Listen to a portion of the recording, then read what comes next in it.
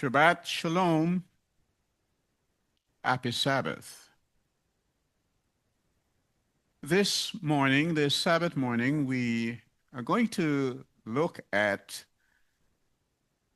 the testament of Binyamin. The testament of Benjamin. When we anglicize his name, we call him Benjamin. Due to the vicissitude of fortune that attended the house of Jacob, in the sense that we saw his experience in Shechem, what happened when his daughter was spoiled by the prince of Shechem, and we saw how Judah behaved towards his own daughter-in-law. We saw the sons of Judah who refused to do to their brother what was required of them. We saw the envy of Levi and Simeon, and so the household of Jacob was about to collapse under the weight of both love and envy. That's the irony. And as a consequence of that, these patriarchs, 12 of them, they have recounted their experiences, and they have committed their thoughts to print that we call the Testaments. The patriarchs have done that. They are, in essence, autobiographical texts, fragments of which were found in Qumran in the caves, preserved by the Essenes. And so we think that they are relevant. They are included in other sacred books, but in general, they have been neglected. The testaments of these men. This morning, our scholarship takes us into the testament of Binyamin. And I would like to start from the first chapter. A copy of the words of Binyamin, which he commanded his sons to observe after he had lived 125 years. And he kissed them and said, as Yitzchak was born to Abraham in his old age, so also was I to Jacob. And since Rachel, my mother, died in giving me birth, I had no milk, therefore I was suckled by Bilhah, her handmaid. For Rachel remained barren for 12 years after she had borne Joseph, and she prayed to Yahweh with fasting 12 days, and she conceived and bare me. For my father loved Rachel dearly and prayed that he might see 2 sons born to her. Therefore was I called Binyamin, that is, the son of my days. So these patriarchs, as you read their autobiography, they have penned their experiences. They have spoken about morals, virtues, ethics. They have given warnings. and many of it is prophetic. And so, as I indicated, our scholarship this morning takes us to the testament of Benjamin. He's telling you that his mother Rachel was well loved, but she was barren. And she prayed and fasted, and Yahweh heard her prayer. But as you well know, she died in childbirth. He says he grew up without her milk. He was fed on the milk of his father's concubine. And he's telling this to his children. It's like a last will and testimony that people would do in our age. These testaments, they are preserved by the Essenes, and they were found, fragments of them, in Qumran. Of course, the Pharisees took issue with them in that they believed in what they call the oral Torah. They say that Moses received the oral Torah from Yah, but it's not written down, so they passed it on from generation to generation, whereas the Essenes would respond to that saying, a lot of that is made up. Because the testaments, they speak contrary to. Yours is counterfactual to what has happened, spoken of by these patriarchs. Let's read on. Chapter 4. See, therefore, my children, the end of a good man, Joseph. He raises the issue of Joseph, whom they sold. Be followers of his passion, therefore, with a good mind, that ye also may wear crowns of glory. Follow the things that Joseph did. That's my brother. We're from the same mother, but we're the only two who are from the same mother. He was a good man. He was superlative in all his ways. Joseph was. For the good man hath not a dark eye, for he showeth mercy to all men. That's what Joseph was. Even though they be sinners.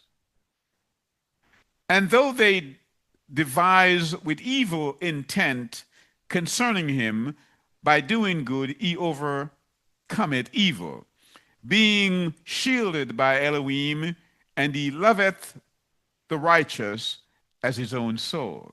That's Joseph. If anyone is glorified, he envieth him not. If anyone is enriched, he is not jealous. If anyone is valiant, he praiseth him. The virtuous man he laudeth. On the poor man he hath mercy. On the weak he hath compassion. Unto Yahweh Elohim he singeth praises. To him who is the fear of Yahweh, he shields him that loves Elohim. He aids him that rejects the Most High. He admonishes and turns back at him that has the grace of good Ruach. He loves even his own soul. He's presenting his brother and saying he was a good man. As I read through the passage, I do so knowing that it has given rise to scholastic discourses in that people have said many things, and their views, their opinions are widely expressed. And it seemed good to me also to provide a perspective to it. Turn with me to chapter 11. Here is where I see the prophetic element of it having existential relevance to our own time. And I shall no longer be called a ravening wolf on account of your ravages. He says, I'm not going to be called that again. And it makes sense why he's saying that. If you turn quickly with me, keep your finger in there if you are reading with me, and we will turn to the book of Bereshith and the 49th portion of that book, when Jacob is blessing his children. So here he is writing his own testament. So we see that the patriarchs did in fact write their own testament. And in this particular passage, it's all prophetic, to which we are now understanding the very things that are unfolding in the theaters of our society.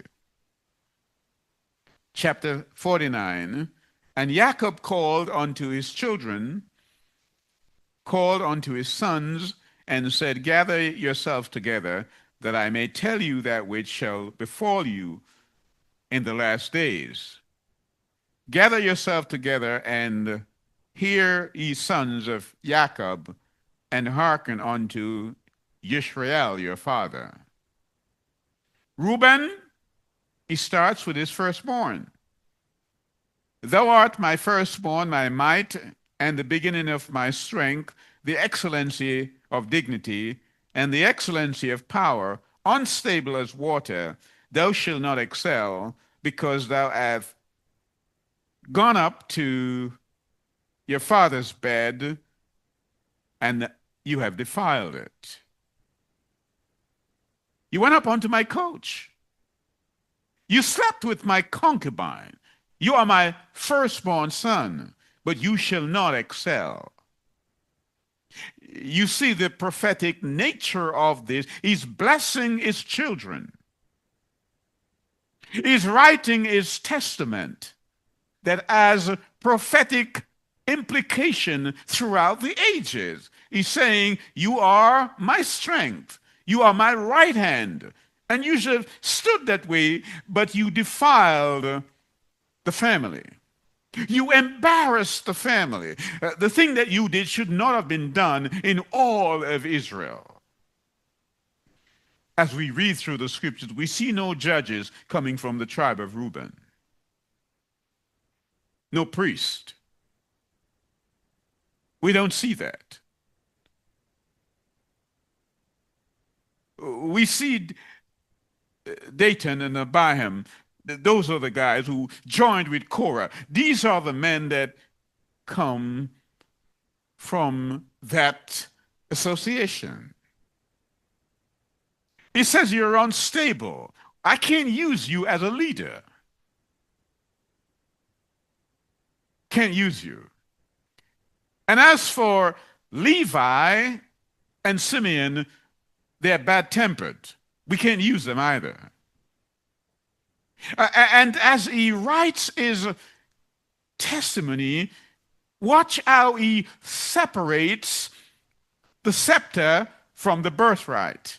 He gives the scepter to Judah, but he gives the birthright to Joseph.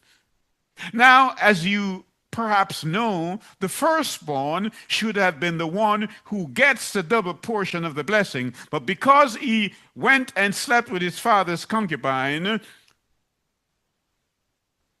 he took it away. Now understand something here. At the time that Jacob Jacob is blessing his son. The incident to which he recalled in his memory took place 40 years before, but he hadn't forgotten. People will say to you, but that's a long time. And you ought to forget that. Jacob didn't. David didn't when he told Solomon, that man did me wrong, and such a man did me wrong. You are a wise man. Deal with them. You don't confess your sin, it's still there on the books. The wages of sin is death, but the gift of Yah is eternal life. Reuben, can't use you. You're unstable. 1 minute you're all right, but the next minute we do not know. You are an enigma. That's what you are. Reuben. And as for you, Levi and Simeon, you made me stink in Shechem. That's what he said. Shall we read it? Verse 5. Simeon and Levi are brethren, instrument of cruelty, are in their habitation.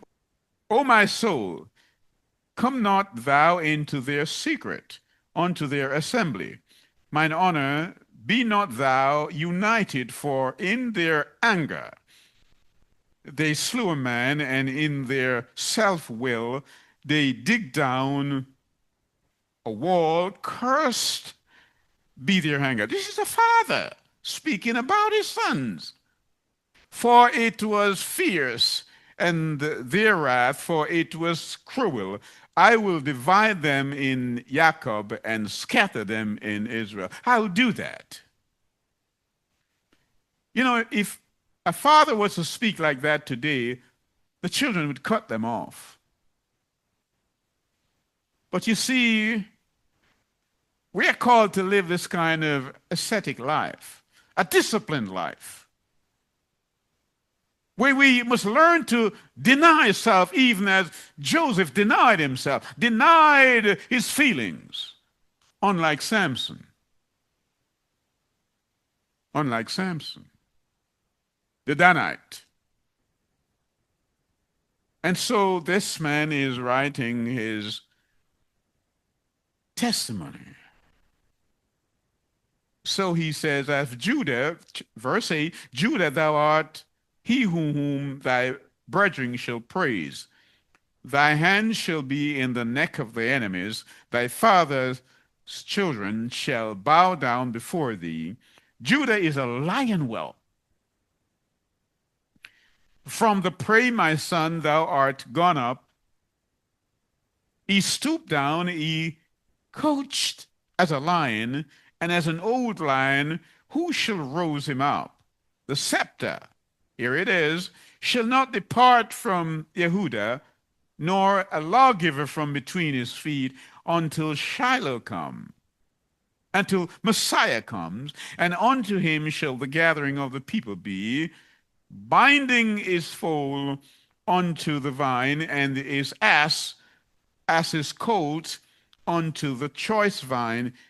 He washed his garments in wine, and his clothes in the blood of grapes.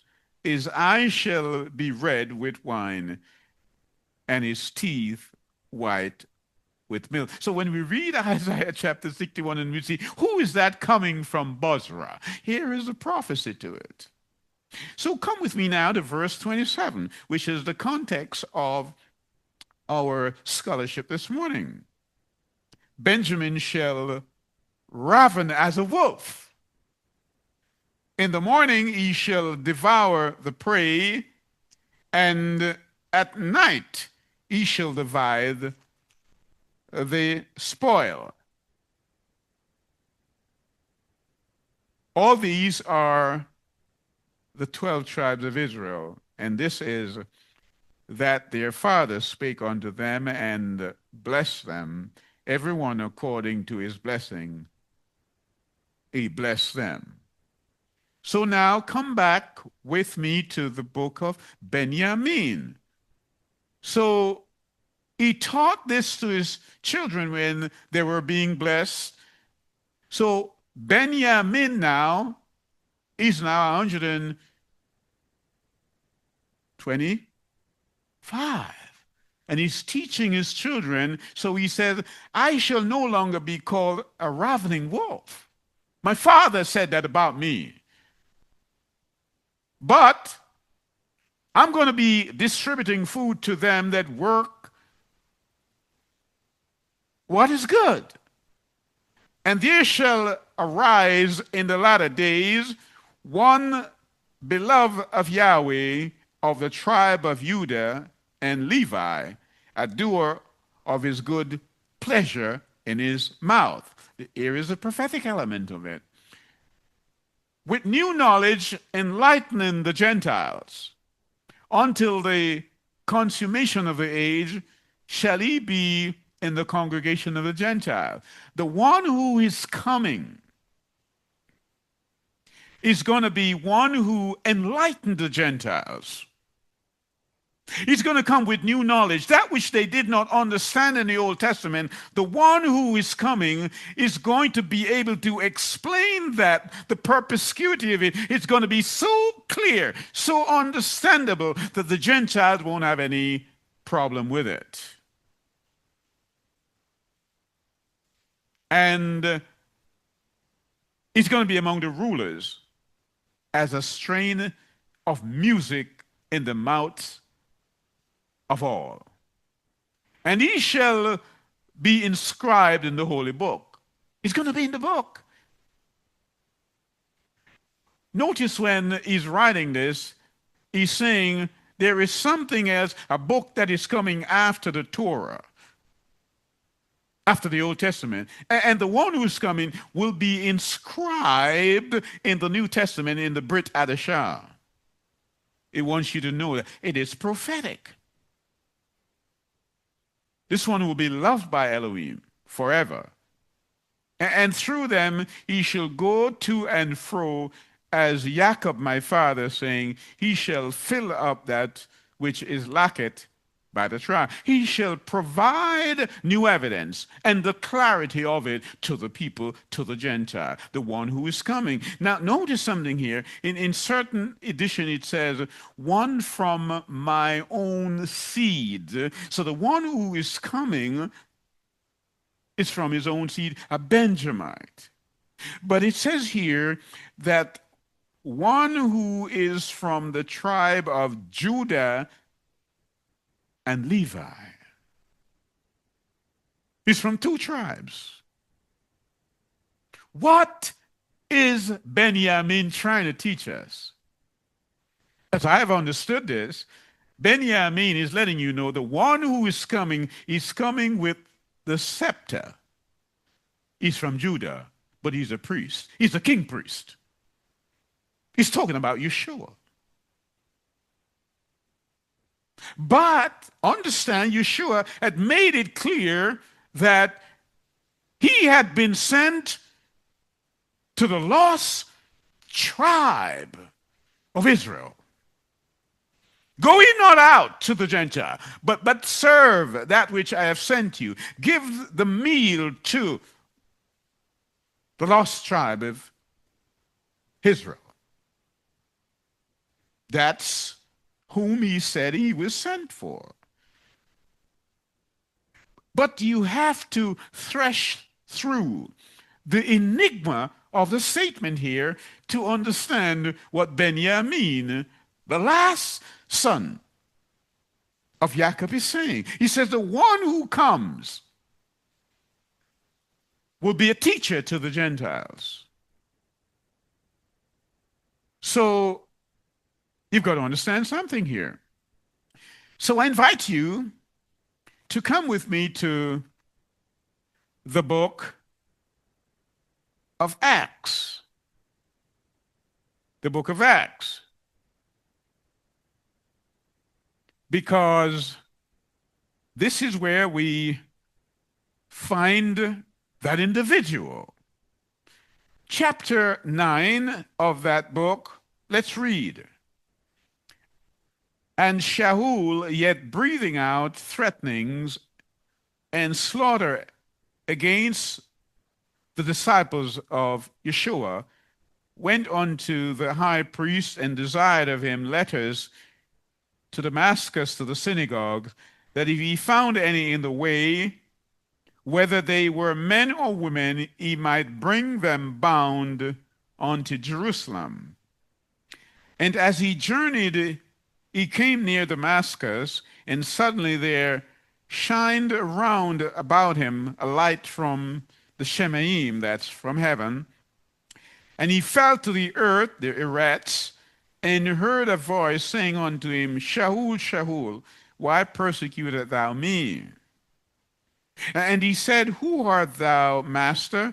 And the Master said, I am Yeshua, whom thou persecuted. It is hard for thee to kick against the pricks.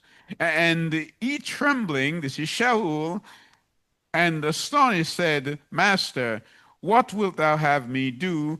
And Yah said unto him, Arise and go into the city, and it shall be told thee what thou must do.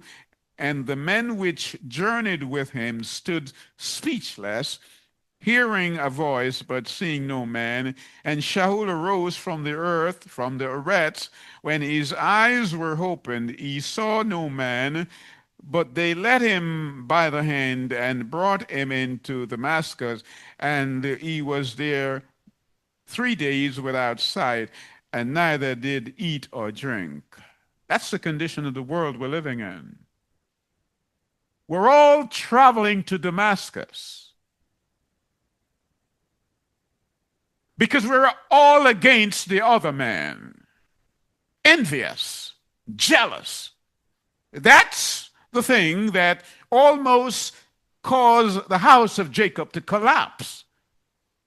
As we read through the testimony, Benjamin tells us that because his father loved Joseph, some of the others hated him. Simeon wanted to kill him. And yet, there was good elements in the character of Reuben. It was Reuben who begged for them not to kill him. But he was unstable. And so this king priest here from Judah and from Levi, who came to the lost tribe of Yisrael, he now calls this Benjamite which is from the seed of Benjamin. He says, you go to the Gentile and teach them, correct all the missed appropriations. Give them the correction. Explain the Torah, all that's written in Moses' writing to them so they will understand. This one. He will bring enlightenment to the Gentiles. Wherever he goes, he's going to raise up synagogues. That's Gentile synagogues. We call them churches.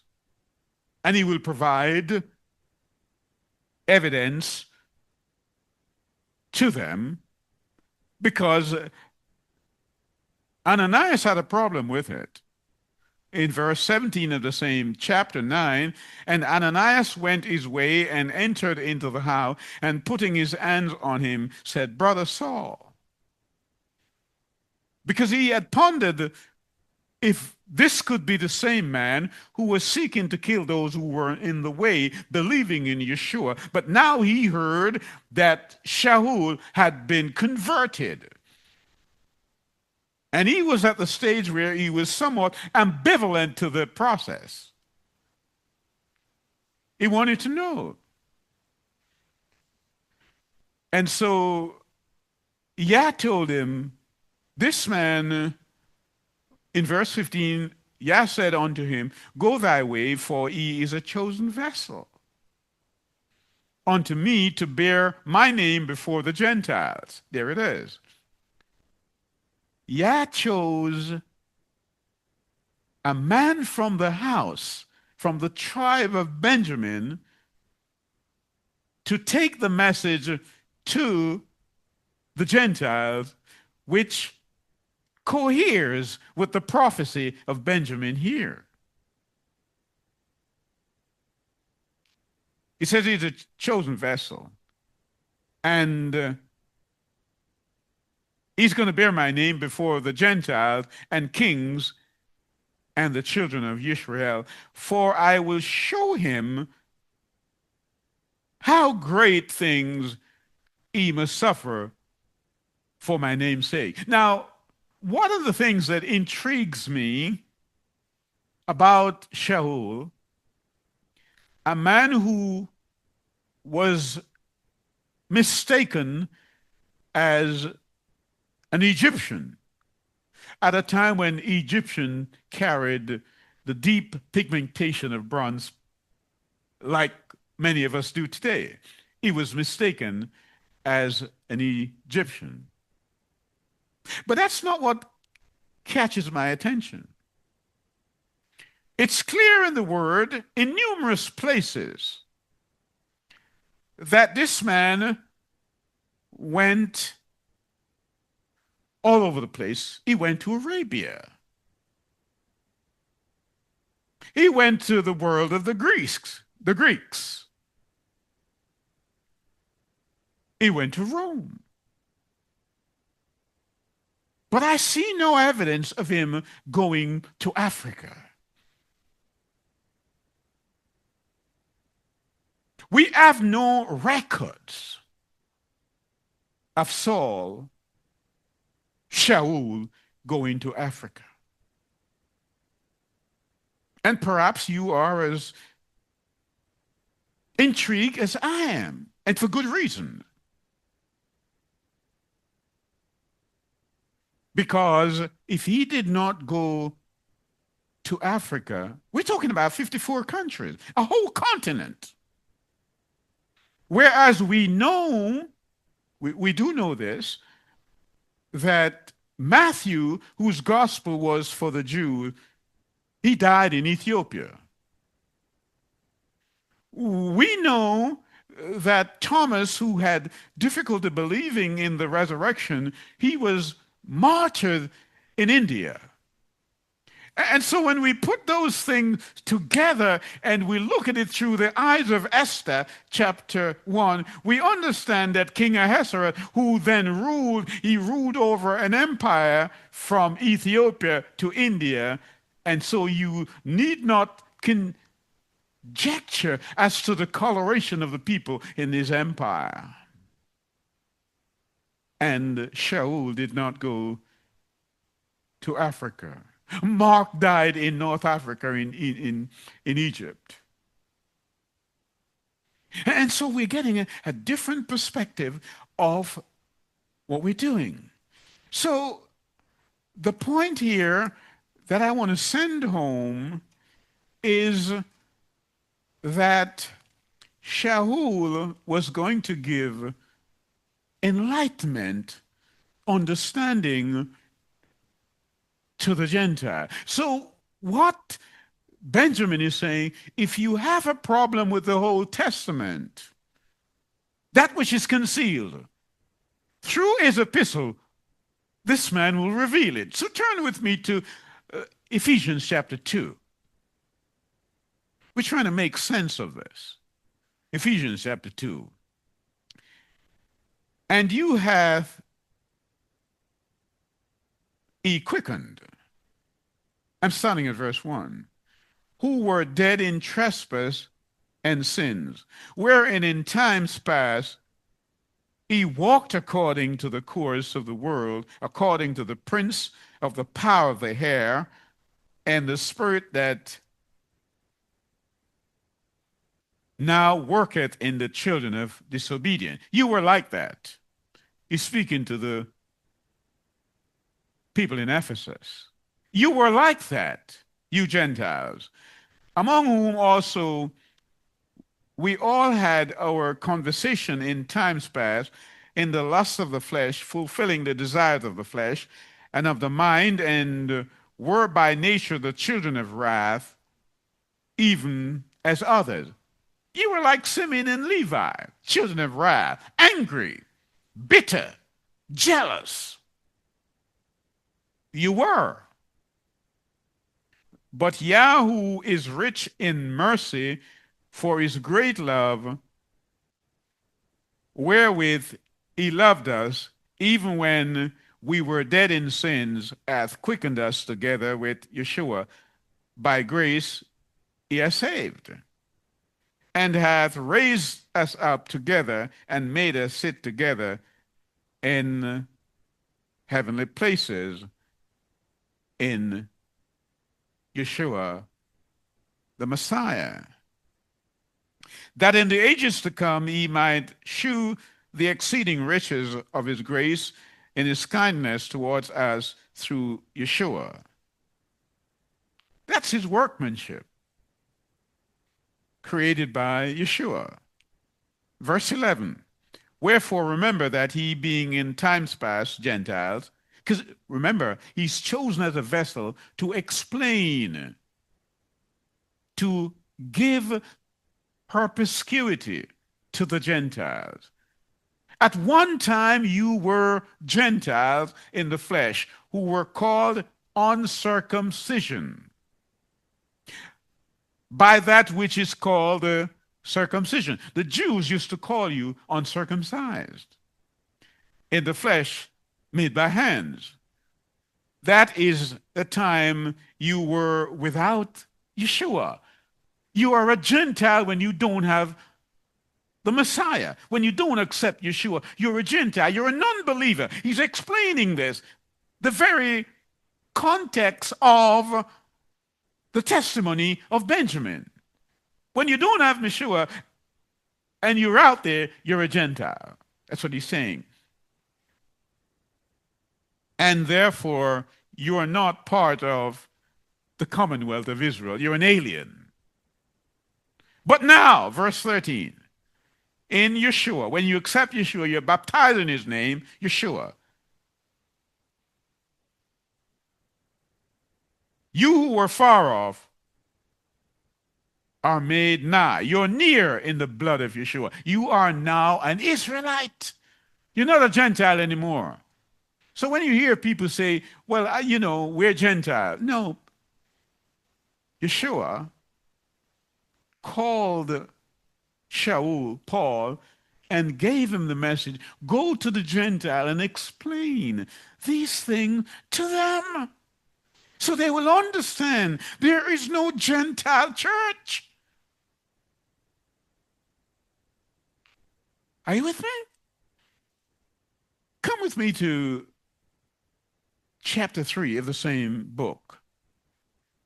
For this cause, I, Shaul, the prisoner of Yeshua, for you, Gentile, if you have heard of the dispensation of grace of Yah, which is given to me, to you, ward, how that by revealing he made known unto me the mystery, as I wrote afore, in a few words, whereby when he read, he may understand my knowledge in the mystery of Yeshua, which in other ages was not made known unto the sons of men. They didn't know this before. There was a separation between the unbeliever and the believer, between the Gentile and the Israelite. But he says he has merged this now. It is conflated into one when you accept Yeshua. And in Galatians 3:29, he said, if you be in Yeshua, then are you Abraham's seed. Understand that. I have been called to the Gentile to give them that understanding. But the Jews didn't understand it either. That's why they had a debate in chapter 15 of the book of Acts. Because they were saying the Gentile has to be circumcised. And James said no. Peter said no. He has one flock. One flock. And so that the Gentiles should be fellow heirs. Did you hear that? They are fellow heirs. That's what verse 6 is saying. Of the same body. It cannot be any clearer than that. He has one body. Right? Let me read it again from verse 5 for emphasis. which in other ages was not made known unto the sons of men, as it is now revealed unto the Kodesh apostle and prophets by the Ruach, that the Gentiles should be fellow hearers and of the same body and partakers of the promise in Yeshua by the gospel, by the good news, whereof I am made minister according to the gift of the grace of Yah given unto me by the effectual working of his power. This is why often you hear when you read Paul say, I am the minister of the Gentile. It's not that he's boasting. He wants you to know, I get this from Yeshua to give unto you. I am the man who has the correct understanding of it. And I'm writing to you these epistles so you understand, because Benjamin, way back, prophesied these things. And I am from his seed. I am from the tribe of Benjamin. I was circumcised in the 8th day. I am a Hebrew of Hebrews. It wants us to understand all of that. And so, you've heard it said, have you not,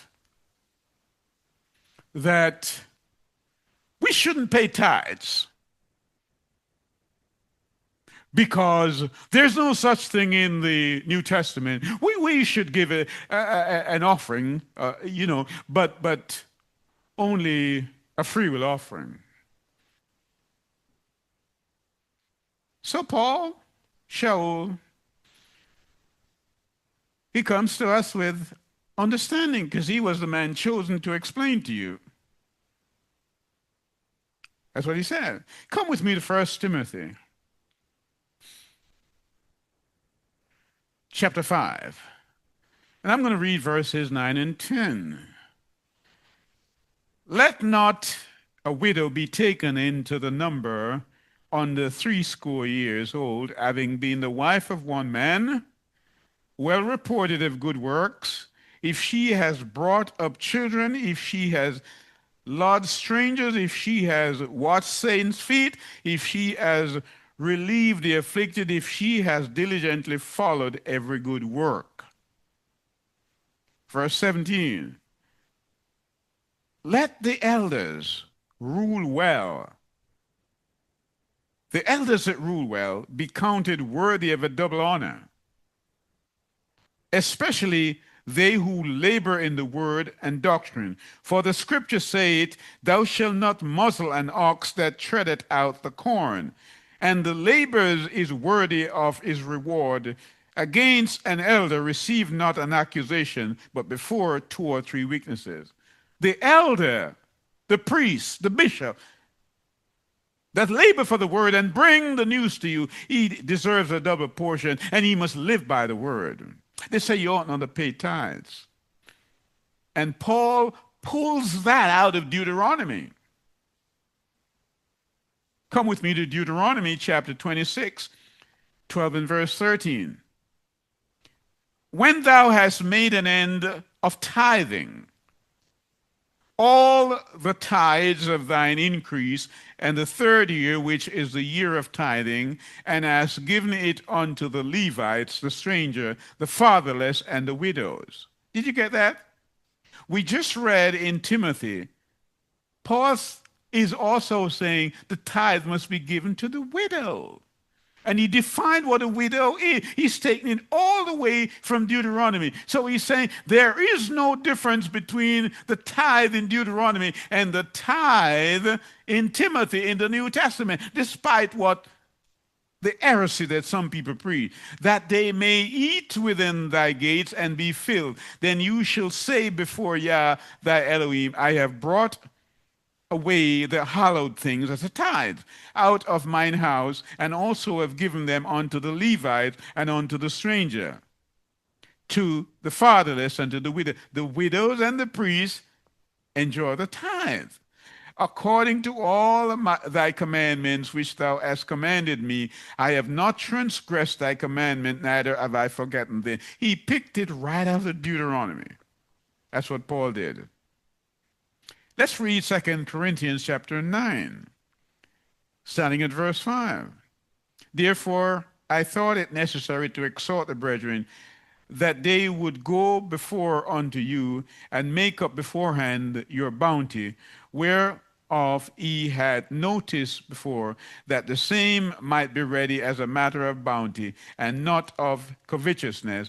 But this I say, he which soweth sparingly shall reap also sparingly, and he which soweth bountifully shall reap also bountifully.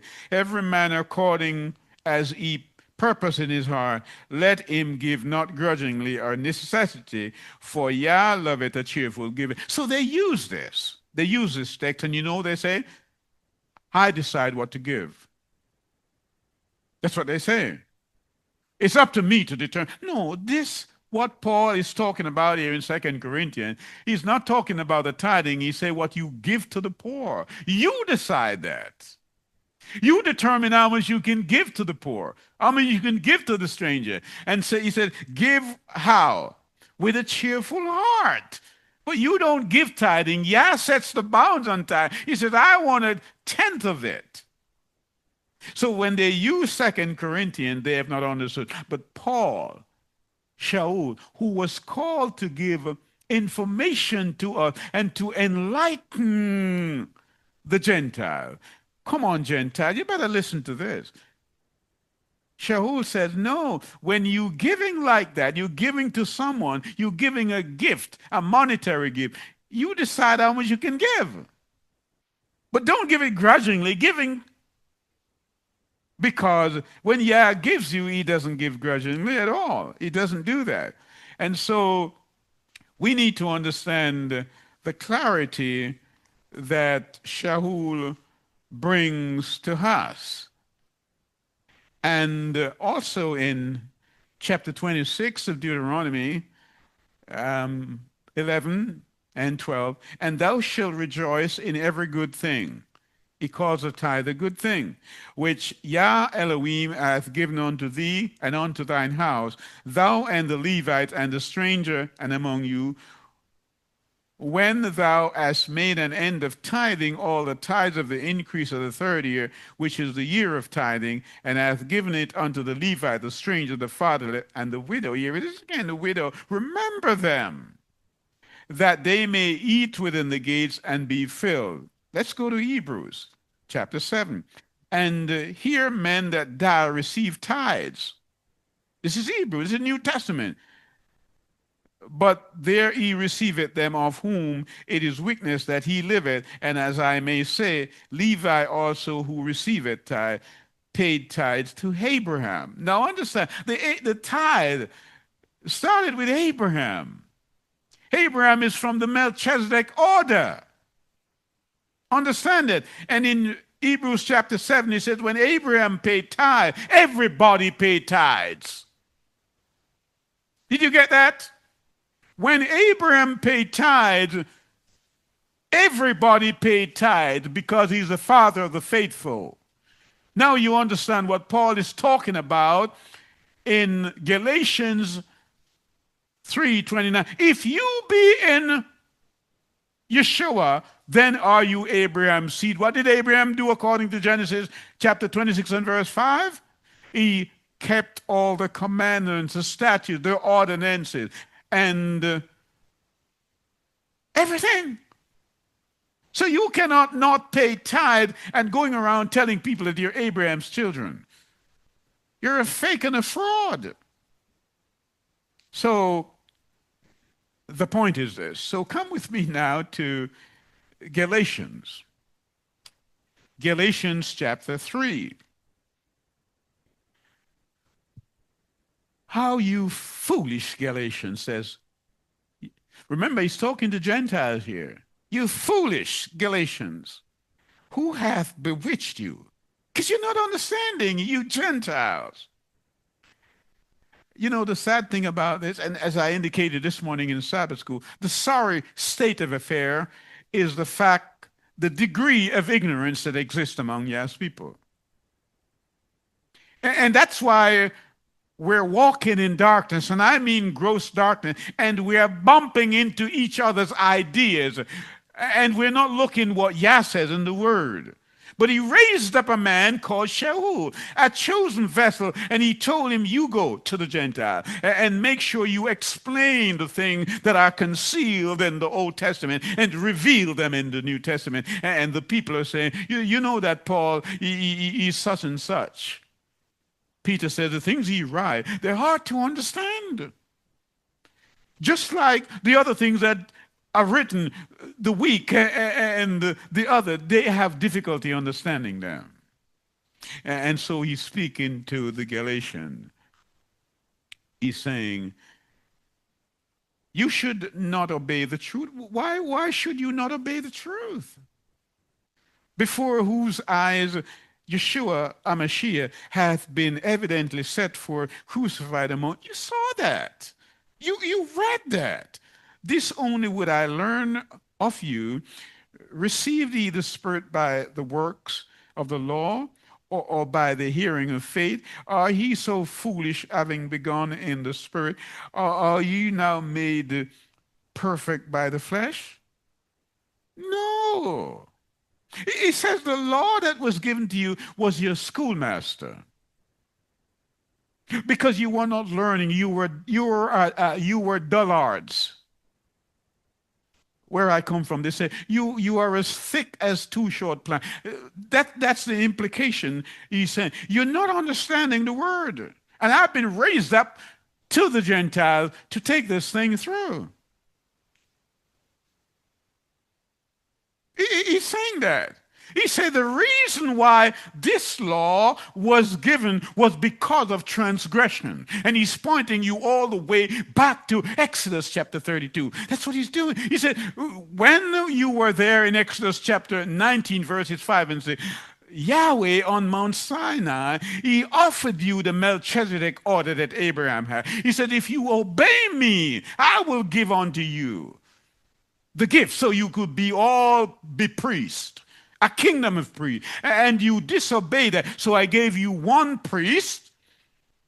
I asked Moses to write down things in Deuteronomy. And when you read that in Deuteronomy 31 and verse 26, you see that the law that Moses wrote down was put in the side of the heart, where the Ten Commandments was put inside. So we have a distinction between the book of the law and the book of the covenant.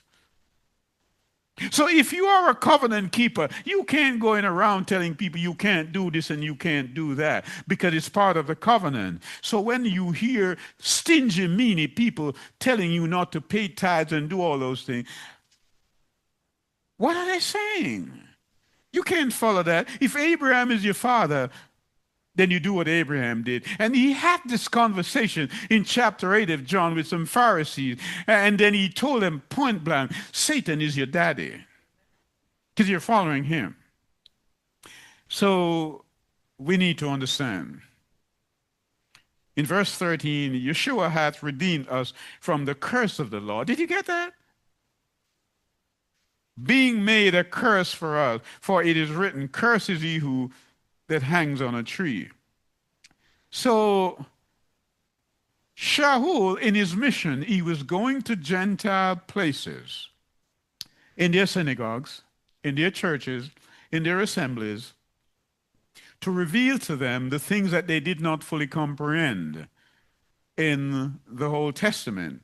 And so it's necessary that I should also turn to the book of Romans. Why wouldn't I go there? Know ye not, brethren, for I speak to them that know the law, how that the law hath dominion over a man as long as he liveth. Romans chapter 7, for the woman, and I'm reading this because Paul is giving instruction for people who massacres and violate and cause all kind of problems to the law of Yah regarding marriage. Because we're living in a society where people, let me say this, that over time, like Bach, circumstances have played many like the harpsichord. the plectrum of which strums the events that come together. They converge to shape our character. So people are constantly being plucked like the harpsichord. And so the experiences produce moments of frustration and even lamentation and very little joy for us because we're constantly being plucked like a guitar, and some are struck like a piano. That's what happens to us. So the orchestra of events in our lives,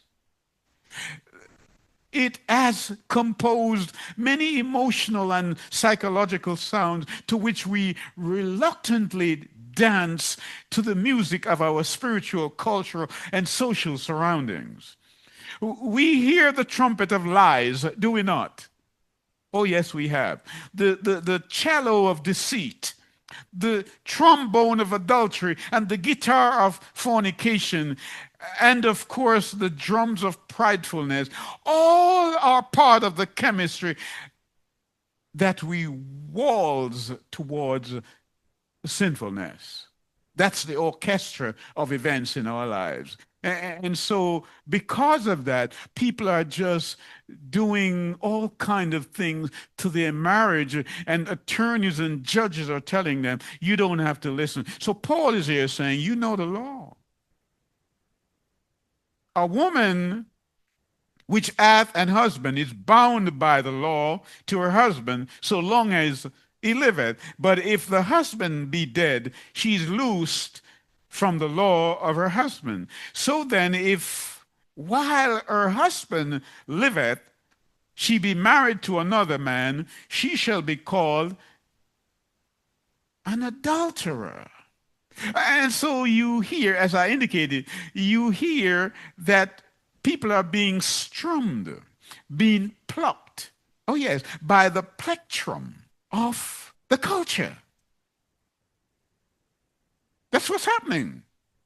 And so we hear the trumpet of lies. And so, because of the vicissitude of fortune relating to our experiences, to our world, things have changed in our lives. Things have changed in the culture, in politics, in economic. People are unaware what to do. They're seeking answers all over the place other than in the scriptures. But Yah has raised up a man. And so we're dealing with the pathology, but not the cause. We need to know the cause. And we trace it all the way back to Genesis. It's sin. You have a fever? What caused the fever? We can give you something to lower the temperature, but we want to wipe out the fever, the thing that caused the fever of sin. The way you do that is repent of your sins. Because he who came into the world, that king priest, you remember him? You also remember King Uzziah, did you not? Who went into the temple to make a sacrifice, and he was struck down by leprosy. You remember that?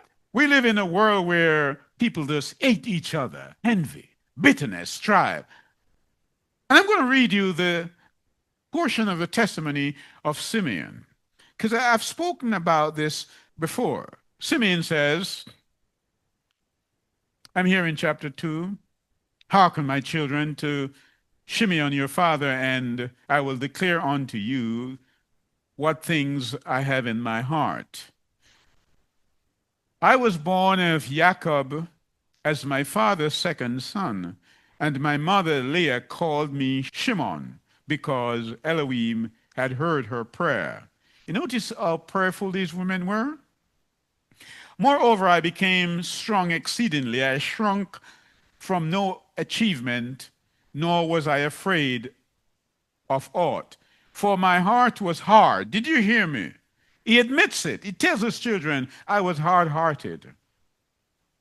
And my liver was immovable, and my bowels without compassion. He had no compassion. Because valor also had been given from the Most High to men in souls of body. I was strong, he says. I did not fear anybody. I would take anybody on. But my heart was hard. For in the time of my youth I was jealous in many things of Joseph because of my father's love for him beyond all. Did you hear that?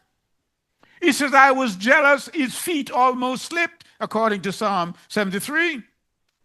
And I set my mind against him to destroy him, because the prince of deceit sent forth the ruach of jealousy and blinded me, blinded my mind, so that I regarded him not as a brother, nor did I spare even Jacob, my father. People are in churches today, they don't speak together. They don't talk. They don't communicate. Perhaps they meet every Shabbat or every Sunday whenever they go to church, but they don't have any relationship. They talk, but they don't communicate. Simeon here is telling you, I was like that. He said, I did not even cut my father any slack because I hated my brother so much. People come together each week and they worship like that. They don't care. But he's giving a warning to his children. But his Elohim and the Elohim of his father sent forth his angel and delivered him out of my hand. He says, Yah delivered Joseph out of my hand because I was going to kill him. For when I went to Shechem to bring ointment for the flocks, and Reuben to Dothan, where were all the necessaries and all our stores, Yehuda my brother sold him to the Ishmaelim, that's the Ishmaelites. And when Reuben heard these things, he was grieved, for he wished to restore him to his father. But on hearing this, I was exceedingly wroth against Yehuda, in that he let him go away alive. And for 5 months I continued wrathful against him. He said, I was vexed for 5 months. I think people have even emulated him. You have people in the church today have vexed for years, won't talk to you for years, won't communicate with you for years. And they say they have a place reserved in the kingdom. You Simonites, you are an attitudinal Simonites. You are an attitudinal Levite. You're not like Joseph at all. Many people are not. And he goes on, but Jehovah restrained me and withheld from me the power of my hands, for my right hand was half withered for 7 days. Did you hear that? He says, my right hand was withered for 7 days, and I knew, listen to what he said, and I knew, my children, that because of Joseph, this has befallen me. And I repented and wept. And I besought Yahweh Elohim that my hand might be restored, and that I might hold aloof from all pollution and envy and from all folly. Now, I've spoken about this many times. I said, when anything happens to you, trace your steps. He said, because of my hatred for my brother Joseph, my hand was withered. So the question is, how many of you out there might be sick? It's a defilement that has manifested itself in your body. You are sick, you're incapacitated, you're in hospital, and you are medicating something that is spiritual. How? He said it, my father Jacob prayed for me and I became well. Many of us need spiritual cleansing, not medication. You cannot medicate sin. And so today, as we look at this and we study the testaments of these patriarchs, we must understand and we must appreciate the clarity given by Shaul, that many of us have allowed pastors and bishops and priests to give us a 6 and have us believe it's a 9. No, not so. If they speak not according to the word, according to Isaiah 8 and verse 20, there is no truth. There is no light in them. Truth must be logically consistent. it must be verifiable, and it must be existentially relevant to the times in which we live. So when we study Benjamin, he gives a prophecy that has existential relevance to us. Let us study it. And let us not believe those who said we shouldn't read these things. In Yeshua's name, we give glory because it's all of him and none of us. The glory is him and the privilege for us. In Yeshua's name and in his love, we thank him for sending clarity to our understanding. Amen.